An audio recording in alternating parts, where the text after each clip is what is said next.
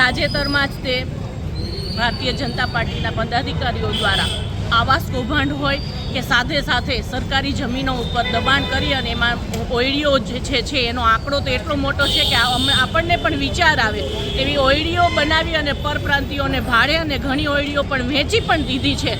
ત્યારે તમે જોશો કે ઉત્તરોત્તર ભારતીય જનતા પાર્ટીના કાર્યકરોના આવા કૌભાંડો જે છે એ બહાર આવતા જાય છે, પણ શાસકો તો માત્ર ને માત્ર ઘર ભેગા પૈસા જે કેમ થાય એમાં જ પડ્યા હોય એવું લાગે છે। અને જે એસી ચેમ્બરોમાં બેસી અને લોકોના પરસેવાની કમાણીના પૈસાથી જે મોટી મોટી ગાડીઓમાં ફરતા હોય એ ચોક્કસ અહીંયા દેખાઈ આવે છે। ત્યારે હું ભારતીય જનતા પાર્ટીના શાસકોને પણ કહીશ કે માત્ર ને માત્ર પૈસાની સામે ન જોવો પણ પ્રજાને સામે પણ જોઈ। જો સામાન્ય પ્રજા જે છે એ થોડીક અમથી જમીનમાં દબાણ કરશે તો એની પર લેન્ડ ગ્રેબિંગ દાખલ કરી અને એને જેલ ભેગા કરો છો, તો અત્યારે ભારતીય જનતા પાર્ટીના કાર્યકરો સામે શું આ કાયદો નહીં નડે?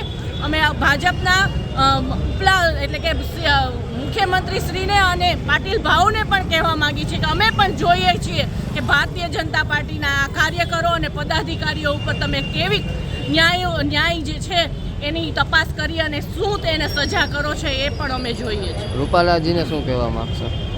રૂપાલા સાહેબને કહેવા માગીશ કે આપ અહીંયા રાજકોટમાં લડવા આવ્યા છો, પણ જ્યારે આવા રાજકોટમાં એક પછી એક આવાસ હોય કે પછી લેન્ડ ગ્રેબ એટલે જમીનનો દબાણનું હોય કે પછી પાણી જે ભૂતિયા નળ કનેક્શનની વાત હોય, આવા તો કેટલાય ભારતીય જનતા પાર્ટીના કાર્યકરો દ્વારા અંદર કૌભાંડો કરેલા છે। પહેલાં એને સાફ સફાઈ કરો અને પછી તમે લડી અને લોકોને સારા અને સાચા વાયદા આપજો।